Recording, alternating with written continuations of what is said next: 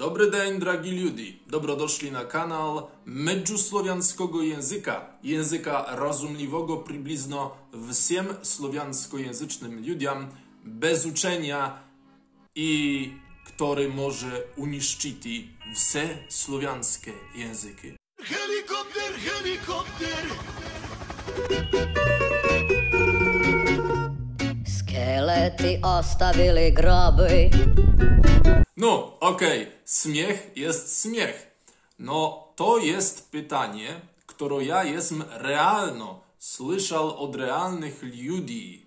Aha, medzusłowiański język, da, tam всем Słowianom jest rozumliwy. A, to znaczy, że dobro, tam Słowiańska Unia, o, вот, jeden język, tako, nie znam, białoruskie nie jest potrzebny, da, te małe języki, jako słowaczskie, to wszystko będzie uniszczeno medzusłowiańskim językom, że takowa jest niekakowa ideologia medzusłowiańskiego języka. Jestem widział takowe komentarze na Facebooku, jestem mówił z ludźmi, niektórzy ludzie zaisto tako dumają i to może być realno problem na dobrym imieniu, na reputacji medzusłowiańskiego języka. Są ludzie, którzy myślą, że jako medzusłowiański język jest medzusłowiański, tako on chce zamienić drugie słowiańskie języki na jeden język, a nie być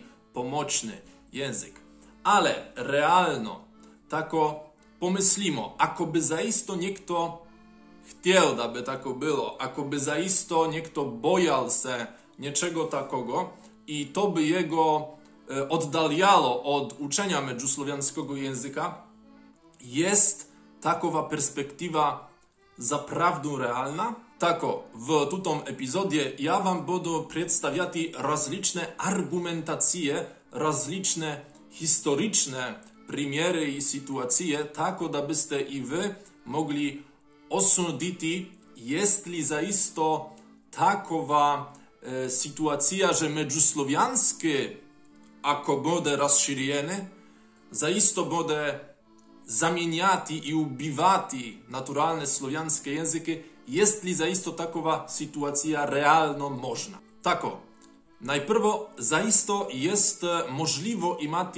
niedorozumienie odnośnie celia medzusłowiańskiego języka. No dobro, medzusłowiański język, aha, słowiański, to znaczy panslawistyczny. Jeden język to jest myślenie ludzi, którzy nie znają idei medzusłowiańskiego języka. Medzusłowiański projekt jest ideologiczno neutralny i nie jest cel medzusłowiańskiego projektu, aby działać tam rozliczne polityczne projekty. Tutaj epizod to jest prosto zebranie rozlicznych faktów, o których ja jestem słyszał, takowych wielkoamatorskich analiz, tako to nie jest nikakowa profesorska robota, habilitacja i tak dalej. To nie jest nic to uniwersyteckiego, tako mogą być pogrzeszki, ale ja wam prosto chcę dać takowy materiał, na osnowie którego wy możecie potem sobie sami dumać i sami działać swoje opinie i tak dalej. Tako, pomyślimy o tym pierwszym problemie, to znaczy medzusłowiańskie, to znaczy Słowiańska Unia, a Słowiańska Unia to znaczy medzusłowiańskie. Dobro, stworimy sobie taką polityczną fantazję ekstremalną. Jest stworzona jedna Słowiańska Wielka Unia. Praktycznie wielko podobna sytuacja k sytuacji, która była w czas Sowieckiego Związku i końca II światowej wojny. Komunistyczny blok niekakowym czudnowatym metodą tworzy się Słowiańska Wielka Unia. Prosto nie znam.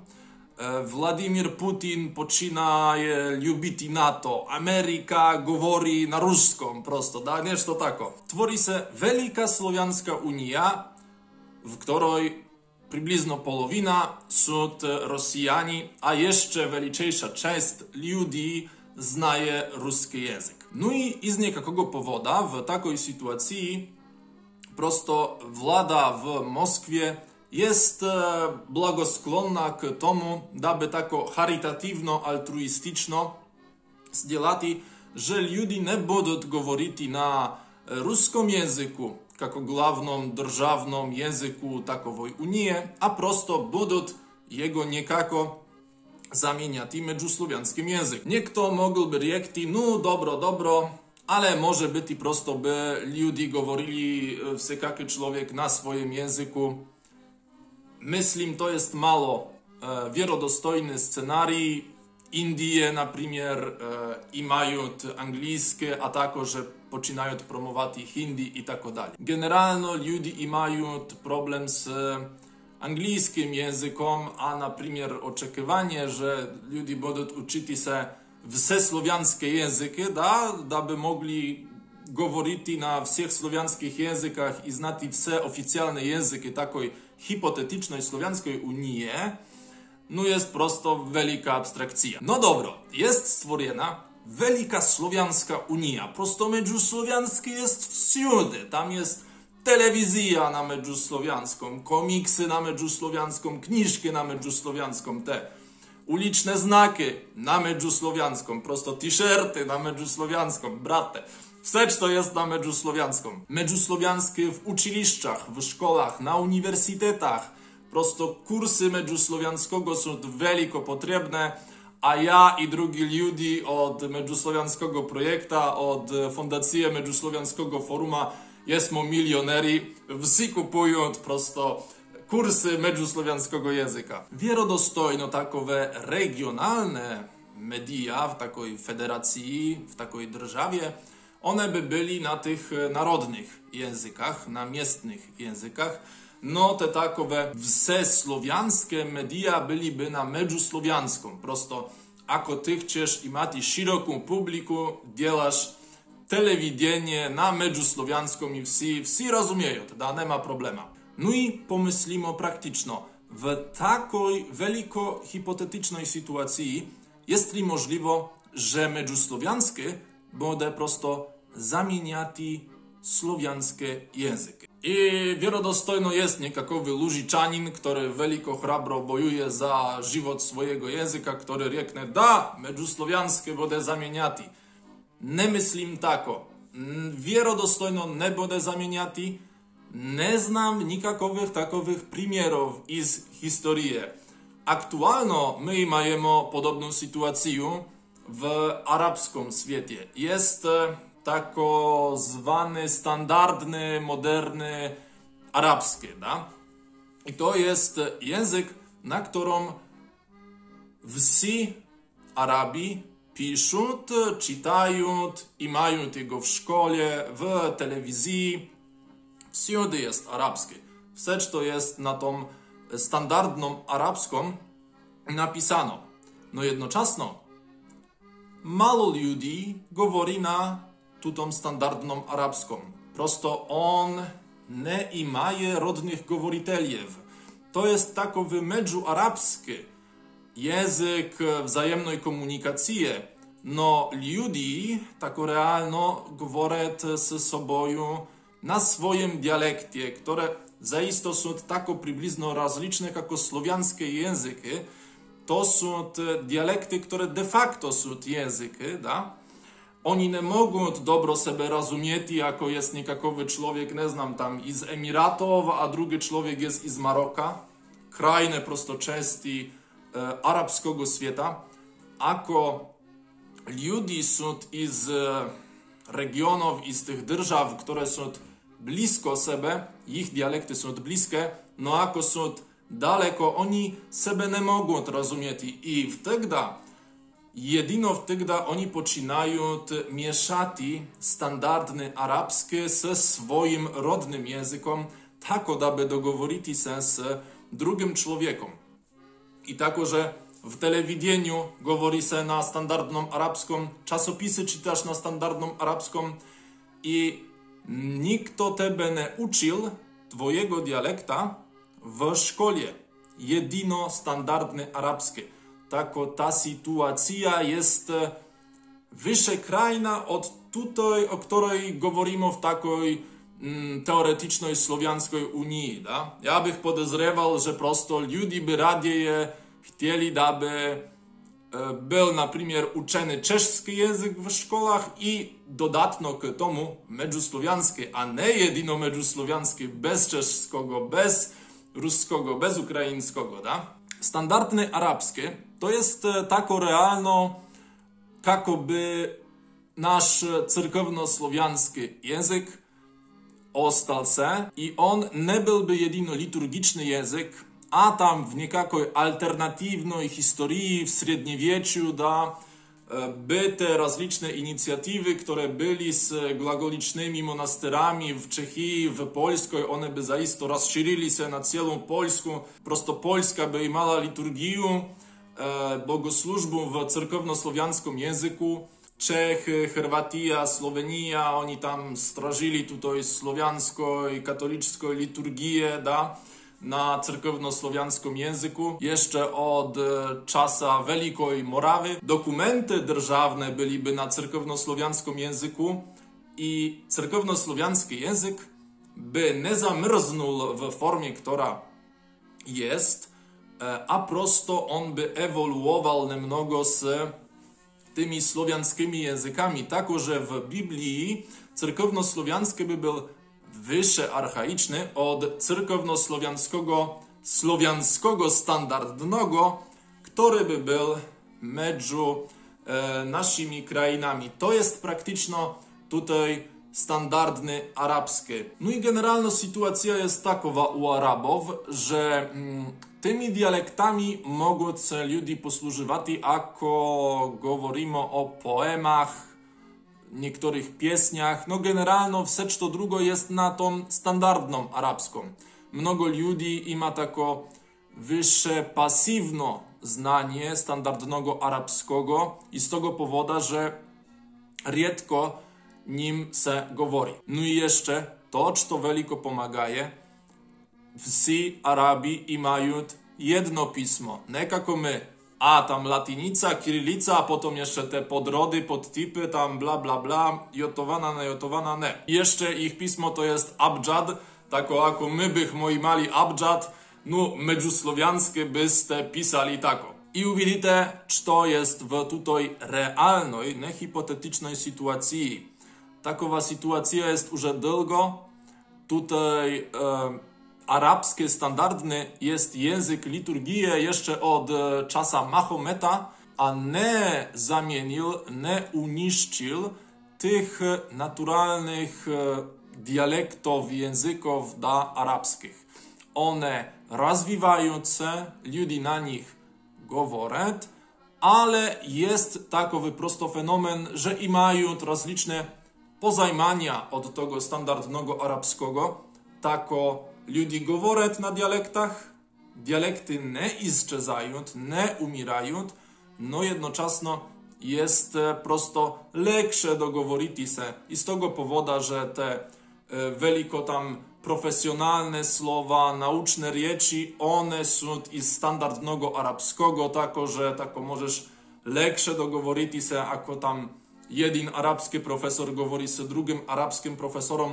U nas tako nie jest, my tam majemy i z latyńskiego, a potem to się jeszcze mieszaje z rodnymi językami i tak dalej, bla bla bla. I to jest tako, że zajmliwo, że standardny arabski nie ma jednego tiela.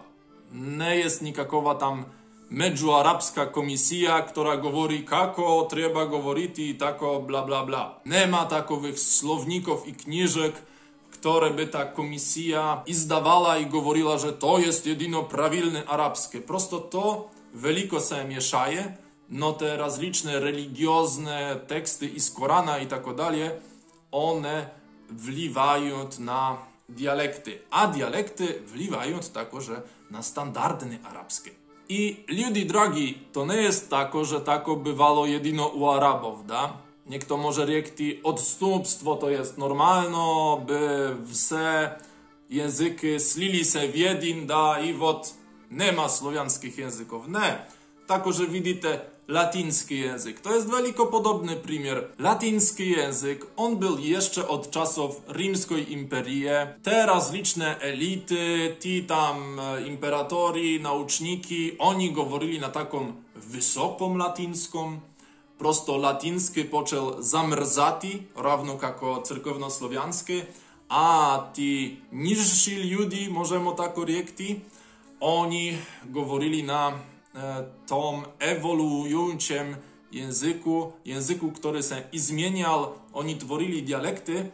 Latyński język nie ewoluował za jedno z nimi, prosto zamrznął, tak to wszystko poczęło oddaliać się od latyńskiego. Konserwatyści przejęli latyński język, no jednocześnie on mnogo stoleci był język nauczników, dokumenty w nim pisali, także w słowiańskich krainach, na uniwersytetach, w szkołach tebe na latyńską uczyli wielko, szeroko rozprostranjony język. No widzicie, nie było tak, że nie oczekiwano, iż Hiszpancy i Italijcy prosto poczęli mówić na latyńską. Da? Jeden język prosto italijskiego nie ma. Latyński język prosto zamrznął w swojej archaiczności. Uczyć jego by było wielko ciężko ludziom, którzy mówią w naszych czasach romanskimi językami. Nie jest już praktyczny język komunikacji, a może być jakoby ewoluował wtedy jeszcze by Italijcy i Hiszpancy w telewizji mówili na latyńską. No jednocześnie to by nikako nie przyczyniło k tomu, że hiszpańskie i italijskie nieoczekiwano by umrli. Tako ludzi, jakoby była wielka wsesłowiańska unia, ili tam nie znam, wielka średnioeuropejska unia, wielka tam wyszehradzka unia, to by nie było grozno za normalne, przyrodne słowiańskie języki, jakoby tam ludzie mówili na międzysłowiańską. Czysto hipotetyczno. Da? Drugi fakt to jest tako, że historia pokazuje, że ako mówimy o takowych językach, którymi nikt nie mówi, ich implementacja jest wielko wyższa ciężka. Od tego, jako byście imali tam nekakowy mały język, którym mówi już niekoliko ludzi. Dajmy przykład. Neoczekiwano Slowakia mówi, aj dawajte wsi na międzysłowiańskie, da? Tako, potrzebujesz, daby niečto tako zdjelati, imati učiteljev, potrzebujesz imati ljudi, którzy znają już międzysłowiańskie i mogą przełożywać teksty z slovačskiego do międzysłowiańskiego. Ludzi są potrzebni do mediów, ludzi są potrzebni tam do nekakowych državnych dziel, ministerstw, tak dalej. Prosto nie ma ludzi do biznesa i to jest jedna sytuacja. No potem rečimo jest tako położenie, że wsi ludzie, wsi Słowianie mówią o slovačski, wielko krasiwy język, ili rusiński, da, o tako krasiwo, wielko rozumliwy i poczynajmy mówić wsi na slovačskom. No i wtedy jest całkowito druga sytuacja. Slowakia to nie jest wielka kraina, tam jest niekoliko milionów ludzi, mała kraina, no jednocześnie już na początku masz miliony ludzi, którzy znają slovačskie, da? Posyłasz grupę studentów do Słowakii i oni zaczynają uczyć się slovačskiego i z tego powodu, że mogą lekko nachodzić Słowaków, z którymi będą mówić na slovačskom. Prosto Słowaki stają się wielko bogati, da? Wsi ludzie we wszystkich słowiańskich državach chcą imati Słowaka do nekakogo tam ofisa, do biznesa. No i samorozumno, wierodostojno Słowaki zaczynają mówić, a nasz slovačski, wielki, najwyższy słowiański język, a drugi ludzie zaczynają mówić, ach, ti Słowaki mają toliko denarów, a nie dzielają nic, to jedyno znają slovačski, a mają tako mnogo denarów, da? I tam takowe rozliczne problemy. To jest tako, że niečto, o czym jest trzeba pamiętać. Takowy międzysłowiański język, on jest zaisto, no możemy powiedzieć, od wszystkich słowiańskich języków. I nie jest możliwe, że przychodzi tam, nie znam, niekakowy tam Lużiczanin, Rosjanin i on pocznie mówić: o, to jest mój język, međusłowiański to jest mój język. No, drugi ludzie także mogą tak rekti. Słowo oko, słowo usta, to jest w mnogich słowiańskich językach. Da? Przyrodny język, on jest już powiązany z niekakowoją historią, że tam, tam, nie znam, była niekakowa tam grzeszka, a tam nas obmanuli, a tam niekakowa masakra była, da? A tam jest tako, że niekakowy patriotyzm, że my jesteśmy tam, nie znam, Słowaki, Bosniaki, tam wse jedno kto. I z tego powodu jest tako, że niekakowy identytet, który może być prosto veliko wyższe ekspansywny od takiego generalno słowiańskiego, međusłowiańskiego. Terytorialno takowa grupa przyrodnych govoriteljev tam słowaczskiego, czeszskiego, oni są na jednym wielkim fragmencie ziemi, na jednej wielkiej terytorii. Z međusłowiańskim tako nie jest. I tako nie byłoby veliko tam ciężko, aby na przykład ludzie poczęli i z tego powodu, że prosto słowaczski jest dobry język k biznesu, k uczeniu, k pisaniu, że ludzie, którzy by byli blisko Słowakii, poczynaliby mówić tam na słowaczską. Da? Tam, nie znam, Lwiw, Katowice, tam by poczęli mówić na słowaczską. Da? Veliko dobry język, brate, do biznesa. I by poczęli się tam tworzyć niekakowe słowaczkojęzyczne grupy i tak dalej, i tak dalej. To zaisto by było możliwe. Jest mnogo przykładów, że jeden silniejszy język zamieniał drugi, że tam tworili się niekakowe mężczyzny, niekakowe takowe etniczne smiesy, to wszystko jest możliwe, no nie z međusłowiańskim językiem. I drogi ludzie, ako myślicie, że ja prosto mówię głuposti i međusłowiańskie zaisto jest takowy tajny, potencjalny ubijca słowiańskiego bogactwa języcznego, możecie sobie zrobić takowy lekki eksperyment w waszej głowie, da? Kako mnogo wyznajecie sytuacji i z historii, że byli tam próby niekakego zmienienia języka drugim językom. Polonizacja, germanizacja, rusyfikacja, tak dalej, da? Kako mnogo wyznajecie takowych sytuacji i takowych faktów i kako mnogo, na przykład, niekakowych terytorii było zmienieno języczno, da? Niekakowy język był uniszczony, a zamiast niego był tam włożony niekakowy drugi język. A potem drugo. Kako mnogo wyznajecie z historii przykładów, gdy była takowa sytuacja, że prosto przyszedł niekakowy człowiek i rzekł: a, ja mam język, dawajcie, mówimy wsi na tutym języku i prosto w sektorze człowiek imał swój język, no oni nieoczekiwano przeskoczyli na tutaj język, że tam wsi poczęli mówić sanskrytą, nie znam, takowe sytuacje.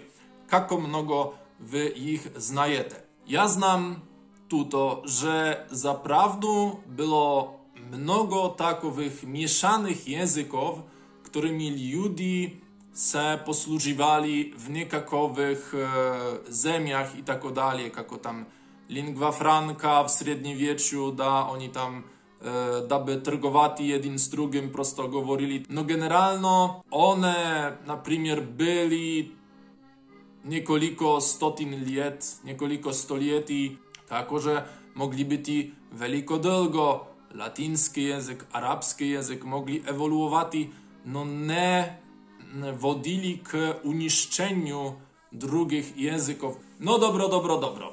Może być niekakowy człowiek, który pomyśli tako: dobro, okej, latyński, arabski, bla bla bla.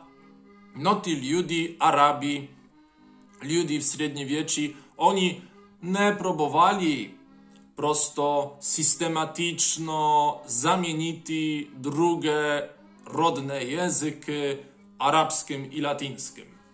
A akoby ludzie próbowali međusłowiańskie prosto siloju tam włożyć do ust drugich Słowianów, aby oni nie mówili na polską, na czeską, na chorwacką, by była druga sytuacja i Medżusłowiański prosto zrujnowałby wseczto. I to jest zaisto zajmliwy argument. No dragi ljudi, tako, że jest już primjer historyczny, ljudi już próbowali to dělati w prošlosti. Jest język Katarevuza i Katarevuza jest język iz Grcije. Możemy rzekti, że było niečto jako autor tego języka Adamantios, który prosto począł ideju tego języka. Sytuacja była takowa, że prosto Greki govorili na swoich dialektach. Oni tako mniej wyższe wzajemno se rozumieli. No jednoczasno imali mnogo wliwów od razlicznych drugich języków, mnogo turcizmów, da? Od czasa otomanskiej imperii i no ako to widzieli ci puristi języczni, oni govorili o ne, prosto był takowy krasiwy język starodawny grczski, tam Sokrates, Homer, Platon, oni wszyscy govorili na takom krasivom języku, a my tu tako blato prosto języczno, nečisty język, kriwy govor. To jest potrzebno izmienić. Byli prosto ljudi, którzy govorili, że trzeba całkowito iskorenić, wyskorenić wse grczskie dialekty, które aktualno są i ludziom jest potrzebno ponowno говорить na starodawną grczską. Oni prosto pomyśleli tak, nie jest możliwe, aby prosto ludzie tako przeskoczyli w jeden dzień na starodawny grczski. Tako będziemy mieszać starodawny grczski z modernymi dialektami, tak aby oni potem pomalo przychodzili do tego dawnego grczskiego, da? Byli takoże ludzie, którzy govorili, że no dobro, może być i nie starodawny grczski, no możemy jednoczasno przybliżyć nasze dialekty do tego idealnego, archetypicznego grczskiego, aby wszyscy ludzie govorili na taką moderną, no jednoczasno archaiczną grczską języku. I paradoksalno Adamantios, on był jakoby takowy otec idei Katarevuzy, no on jednoczasno nie chciał być i takowy wielki autorytet, że strogo говорил tako i tako jest potrzebno pisać. On говорил, że prosto trzeba to tako wyższe, rečimo, improwizować z tym. To znaczy Katarevuza była wielkoelastyczny język, gdzie mógł jeśli mieć jeden tekst, który był wielko bliski dialektom, no jednoczasno imał archaizmy, a potem ty mogła mieć tekst, gdzie tych dialektalnych elementów od realnego grczskiego języka było wielko mało. Niektórzy ludzie, tak jestem słyszał, izmyślali swoje słowa. Nie możesz znać, jak tam rzekti auto na grczskim języku, ako w X stuleciu prosto nikakogo auta, nikakogo samolota, nikakogo radia nie było.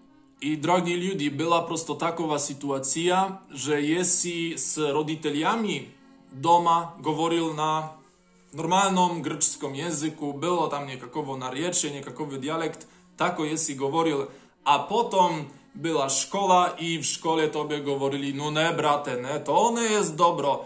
Tam, nie znam, govorisz jabłko, a tobie jest potrzebno говорить tam, nie znam, Applebaum, da, za to, że to jest tako zaisto realny grczski i próbowali zmienić twój język jakoby od góry, od tych državnych instytucji. No jednoczasno Katarevuza imała swoje problemy. Prosto Katarevuza nie była dobro rozumliwa i z powodu swojej archaiczności.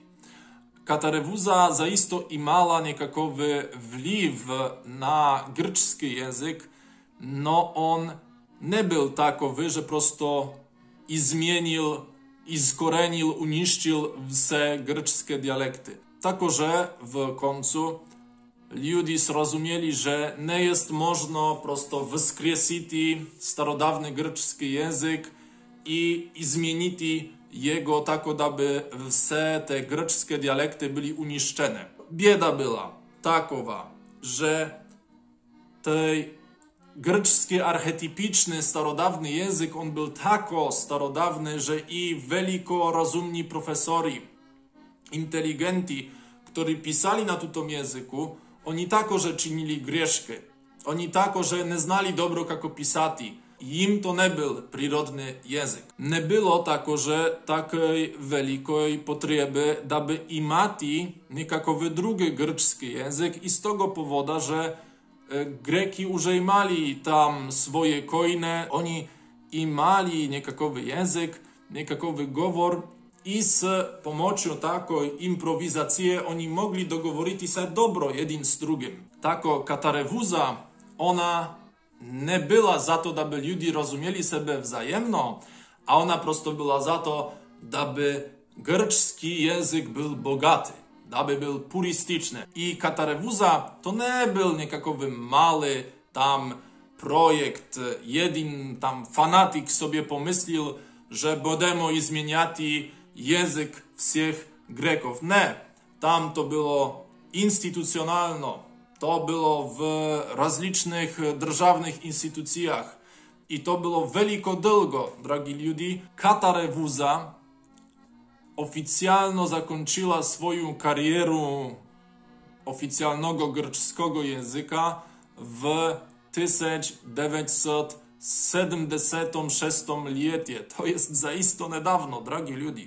Tak, od tego premiera można jest zrozumieć dwa takowe przedmioty, że ako i država, instytucja, prezydent, premier, ministr, oni będą siłą próbować zmieniać język narodów na nikakowy całkowito drugi język, jako tam nikakowy liturgiczny, cerkownosłowiański, międzysłowiański, to nie jest tak lekko, to jest praktycznie niemożliwe. A drugi przedmiot to jest to, że prosto akoby przyszedł k wam nikakowy człowiek i mówił: o brate, międzysłowiański język, a trzeba tam dodać niekolikoset cerkownosłowiańskich słów, za to, że to jest wielko purystyczno i wielkosłowiańsko, tak możecie zrozumieć, że k tomu, aby ludzie zaisto posługiwali się międzysłowiańskim językom i k tomu, aby on był zaisto pomocny Słowianom język, takowe archaizmy, archaizacje i puryfikacje nie będą nikako pomagać k tomu. No, drogi ludzie, ako ja bych rzekł, że nie jest możliwe, aby miliony ludzi poczęli mówić niekakowym starodawnym, liturgicznym ili izmyslenym językom, aby miliony ludzi poczęli się nim posługiwać, no to by było fałszywo. Tako zaisto to jest możliwe, a dowód k tomu jest hebrejski język ivrit. Tak? Ako ja znam dobro, nauczniki nie znają dobro, говорил li Jezus Chrystus na hebrejskim języku. Język исчезł w niejakim momencie, on był jedyno w liturgii. Była wielka hebrejska, żydowska diaspora, oni nie mówili na hebrejskim języku. Oni stworzyli rozliczne mieszaniny miestnych języków z aramejskim. I potem był jidysz, takowa mieszanina hebrejsko-aramejsko-niemiecka. Był potem leszon knan, to znaczy takowa mieszanina słowiańsko-czesko-jewrejska, był ladino i szpansko-jewrejska. Mnogo języków było, niekakowy arabsko-jewrejski. Oni nie mieli jednego języka, jedyno hebrejski był liturgiczny i człowiek, który mówił na jidysz, nie mógł rozumieć człowieka, który mówił na ladino. Tako możecie pytać: o, a jak to jest możliwe? Jest Izrael i tam mnogo milionów ludzi mówi na hebrejskim. Nie na aramejskim, nie na jidysz. Tako ponowno, drogi ludzie, pomyślite takowy mózgowy eksperyment. Tak, drogi ludzie, praktyczny przymiar. Jest Biblia, tako zwano Svetopismo, ako by niekakowy ateist z Czechii, nie znam, nie widział, to jest mniej wyższe takowa kniżka. Jest można w takiej kniżce całą hebrejską historię do czasów Jezusa Chrystusa i tako, że jeszcze historię Jezusa Chrystusa zapisati w takiej knigie. I drogi ludzie, to jest katolicka Biblia, a Jewreji nie mają taką wielką Biblię, oni mają jedyno tako mnogo teksta w tutaj oryginalnej hebrejskiej Biblii. Tako pomyślite, drogi ludzie, kako to jest możliwe, że w takiej knigie, jako tutaj, jest niekoliko stotin tysięcy, ili nie znam, milion osobnych słów i masz tam, na przykład, takowe słowa, jako radiacja gamma, kako tam, nie znam, mikrowale, kako tam automobil, velociped, komputer, Python, programowanie i tak dalej. Kako to jest możliwe? Technologiczny, filozoficzny, socjalny postęp był wielki. Ja nie znam nic o tym, aby Adam i Ewa z kniги Bytia prosto wozili się na niekakowych parowych maszynach, czytali niczego i tak dalej, i tak dalej. Ako ja znam i pamiętam dobro, w tej hebrejskiej części kniги Biblii jest jedyno 12 tysięcy oddzielnych słów. Słów, które się nikako nie powtarzają. Słów z swoim indywidualnym znaczeniem. Tako, kako to jest możliwe? Tako, że w tym momencie możemy rzekć, że hebrejski język imał swojego autora. Że to nie jest całkowito przyrodny język. Był człowiek, który zwał się Eliezer ben Jehuda i on prosto pomyślał tak, że aby był jeden hebrejski naród, potrzebno jest, aby był jeden hebrejski język. I on, nie znam, 20-30 lat sam jeden działał wielki słownik hebrejskiego języka, gdzie on prosto zapisał stotiny tysięcy rzeczy z wielko takowymi detaliowanymi opisami etymologicznymi i tak dalej. Nie dawali mu ludzie denarów, a on to pisał prosto cały jego żywot on poświęcił tomu, aby stworzyć, nie zapisać, stworzyć słownik hebrejskiego języka. Kako to jest możliwe, że on сделал takowy wielki słownik? Drogi ludzie, on prosto przeglądał teksty hebrejskie z rozlicznych stuleci, z średniowiecza, jeszcze starsze, młodsze. On prosto czytał takowe hebrejskie teksty i nachodził rozliczne słowa, którymi ludzie się tam posługiwali. I on to za jedno dawał do jednego języka, który on tworzył. To nie jest przyrodno. Może być ja w tym momencie mówię głuposti.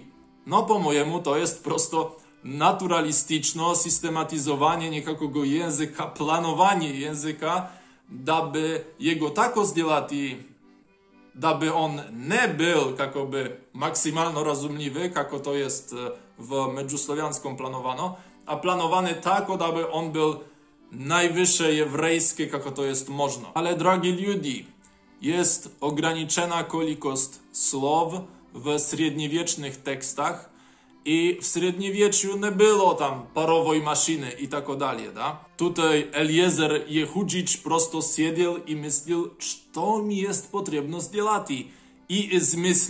I zmyślił nowe słowa. Prosto brał rozliczne starodawne biblijskie korenie słów i dawał je za jedno i tworzył niekakowe tam nowe słowa, że na przykład nie znam, myśli maszyna to jest komputer, da? Takowy przykład jest w tym momencie i zmyślił. I chwała tomu z pomocą tych koreniów on i stworzył nowe słowa. No to nie było wszystko. Potem objawiło się, że aktualno jest tak mnogo słów potrzebnych w naszym języku, że prosto to nie było dostateczno. On nie miał już biblijskich koreniów słów dostateczno, aby tworzyć nowe słowa. Tak on pomyślał, no dobra, Što jeszcze jest? O ja biedny, kako to tvoriti? No i prosto počel brati, pozajmati korenje slov od arapskih jezykov, da? Które są takože semitske języki, no są dalekie od jevrejskiego, oni sebe wzajemno ne razumieją, da? I on od arabskich korenjev počel tvoriti jevrejskie korenje. I on, drogi ljudi, zaisto był fanatik jevrejskiego języka. On izdawał 1 ili 2 czasopisy na jevrejskim języku, a jeszcze takože imal dečeru. I on tu dečeru zatvoril doma i on ograniczył jej dostęp do всех ludzi, którzy nie говорили na jevrejskom. Prosto nikto, kto nie говорил na jevrejskom, nie mógł говорити pri jego dečerke.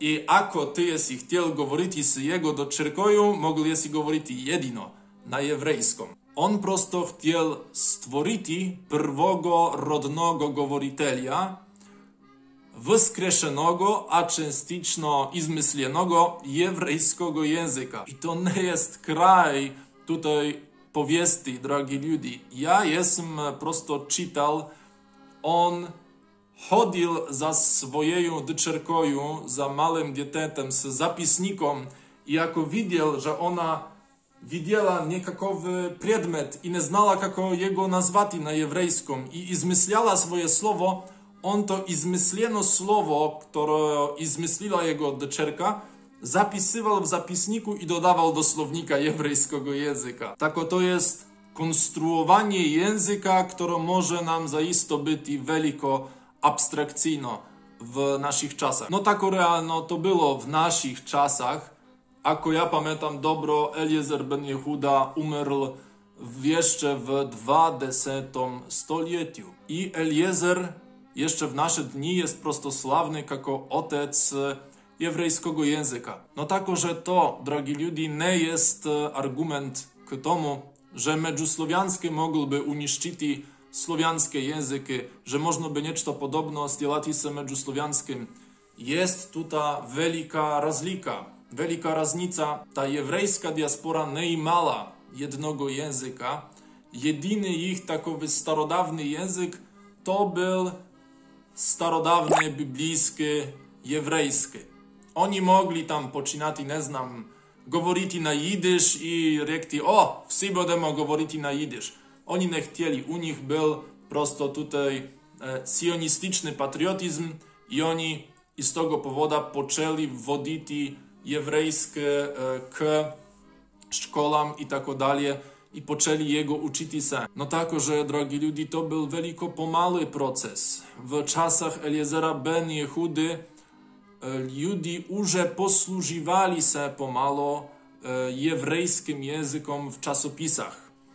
Oni, na przykład, govorili niekakowymi takowymi improwizowanymi jevrejskimi narečjami z drugimi ludziami i z drugich diaspor jevrejskich w Jerozolimie i tak dalej. Ako ja pamiętam dobro, prosto byli takowe sytuacje, że oni próbowali targować jeden z drugą, nie znali, kako govoriti i poczynali niekako mieszati tam tutaj starodawne biblijne jevrejskie, które oni znali prosto z ich molitw i z liturgii i tak dalej. Jeszcze przed żywotom Eliezera ludzie poczynali posługiwać się jevrejskim językom pisanym, nie jedyno w tych takowych typiczno religijnych kontekstach. Tam już niektórzy ludzie próbowali przełożywać na jevrejskie fragmenty Szekspira i tak dalej.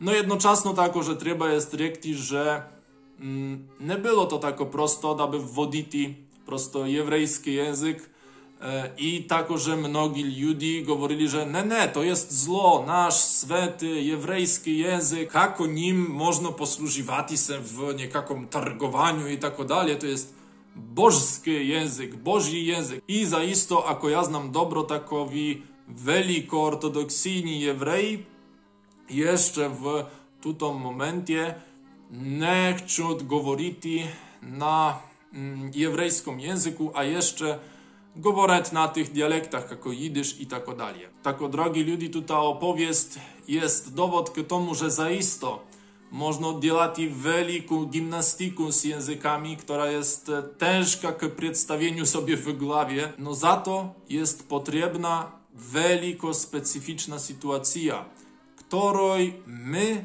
w słowiaństwie nie mamy. Tako međusłowianskie prosto nie może być i takowe nowe jewrejskie, że wszyscy Słowianie będą говорить na međusłowianskom i nie będą już говорить na swoich językach. I są jeszcze rozliczne drugie przykłady, o których ja mógłbym mówić i znam, że tam niektórzy ludzie mówili, że kitajski jest konstruowany język i władza zaisto tam od mnogich lat ludzi przysilaje k tomu, aby oni mówili na kitajskim, za to, że oni nie znają prosto kitajskiego, mówią na swoich takowych językach, dialektach i mają jedyno jeden metod pisania, który jest drugi czym u nas i chwala tomu se rozumieją. No tam jest tako, że druga sytuacja, ako ja znam dobro, to nie jest prosto pełno takowy izmyślony język. Oni tako, że brali dialekty. Tam można jest nachodzić ludzi, którzy mówią na tym dialekcie, który jest tako wielko bliski k tomu kitajskiemu języku. No ja tako, że nie jestem znalec od kitajskiego języka, tako mogą mówić i tu niekakowe prosto idiotyzmy. Tako, drogi ludzie, konkluzja z tego długiego govora jest takowa, że z naturalnymi słowiańskimi językami idzie za jedno niekakowa polityka, tako, że może iść niekakowa ideologia, historia. Tutaj język poddrżywają mnogie edukacyjne instytucje, državne struktury, tam są niekakowe nacjonalizmy i z tego powodu tako, że przyrodne języki to jest całkowito drugi fenomen i one nie są w takowych mechanizmach, w takowych strukturach, w jakich jest međusłowiański język i tako, że w których są rozliczne drugie języki i liturgiczne, i archaiczne, i međudržavne i tako dalje. I zaprawdu nie jest veliko ważno, kako velika jest ta krajina, kako velika jest država, da by ljudi tebe počeli tam suditi o nekakav tam šovinizm, a tam, że próbujesz prosto ubiti ich język. Takowe problemy bywali i w wielkich državach, kako Rosja, oj rusyfikacja, i w mniejszych, gdzie na przykład Czechoslowakia imała problem kako govoriti tam na slovačskom, na češskom i tako dalje. Ja jesam czytał, że tam byli z tym problemy i z tego powodu, że slovačska populacja jest prosto mensza od czeszskiej. No, ako ja govorim głuposti, możecie mi tako, że to prosto napisati w komentarzach. I takowe problemy byli tako, że w krajinach, które mają mało milionów ludzi, kako tam Chorwatia, Bosnia i tako dalje. Kako widzicie, nie jest potrzebna wielka populacja w przyrodnych językach, aby poczęli się języczne konflikty o identytet i o polityku. No a međuczasno to jest tako, że jedna z predności međusłowiańskiego języka i z tego powodu, że međusłowiański język jest prosto naturalny fenomen, który jest systematyzowany. Ludzie by mogli dogovarjati se mniej wyższe tam improwizowati, tako, że bez međusłowiańskiego języka no to by było veliko ciężko. Niektórzy ludzie by nie smogli dogovoriti se, a međusłowiański język to jest systematyzacja, ta esencja najwyższe rozumliwych elementów, wzajemnych elementów słowiańskich języków. I međusłowiański język prosto nie przynależy jednej słowiańskiej krainie, jednomu słowiańskiemu narodu. Međusłowiański język jest prosto međusłowiański i z tego powodu nie tworzy takowych wielkich konfliktów, jako te przyrodne języki i z tego powodu tako, że komunikacja w nim jest legsza, ako idzie o takowe rozliczne ideologiczne spory. No i tako, to jest rezultat tego epizoda. No i co ty możesz z tymi informacjami realno uczynić? No prosto podumaj, pomyśli, są li tutaj moje argumenty dobre, ako da, govori te argumenty drugim ludziom, govori, že međuslovijanski jezik jest pomoćni jezik, któremu jest treba pomagati, a ne zamieniati druge slovijanske jezike. Objasni ljudjam, ktorí ne razumieją ideje međuslovijanskiego języka i że međuslovijanski język jest pomoć k međuslovijanskim kontaktam, a ne nekakawy lingwistyczny ubijca. I że akoby i ljudi na Marsie znali međuslovijanski język, ne byłoby tako, że slovijanske języki by už ne byli. Maksymalno, co by mogło być, to, że leksze bychmo se rozumieli i może być i mali bychmo w swoich językach nemnogo wyższe takowych međuslovijanskich, veliko rozumliwych elementów. Tako, govorite na međuslovijanskom i z tego powoda, że może on wam i pomagati rozumieti drugich, i być wyższe rozumliwymi, i w međuslovijanskom jest takože mnogo od waszego języka. Nechaj međuslovijanska sila bude s wami i pozdrav!